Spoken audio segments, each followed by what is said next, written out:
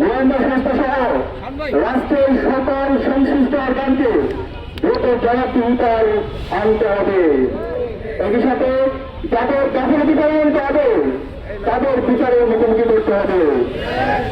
একই সঙ্গে যারা হামলায় সমর্থন জুগিয়েছে, হাবিবাই এবং জুলাই বিপ্লবীদেরকে যারা হত্যাযজ্ঞ করেছে, সেই কালচারাল ফেসিস্ট চক্রের বিরুদ্ধে সম্পূর্ণভাবে বয়কট করতে হবে।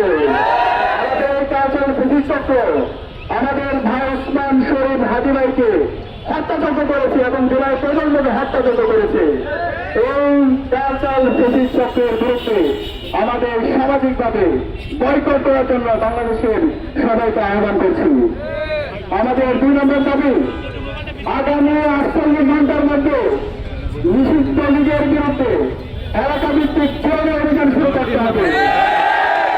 নিষিদ্ধ সংগঠনের বিভিন্ন স্তরের সকল সন্ত্রাসীদেরকে গ্রেপ্তার করতে হবে এবং সব ধরনের অবৈধ অস্ত্র উদ্ধার করতে হবে।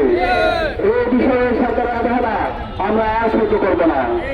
3 নম্বর দাবি, ভারতীয় আধিপত্যবাদের বিরুদ্ধে প্রথম বৃহত্তর হার্য পদক্ষেপ হিসাবে খুনি হাসিনাকে দেশে ফিরিয়ে এনে তার বিরুদ্ধে মানবতা বিরোধী অপরাধের পদক্ষেপ কার্যকর করতে হবে।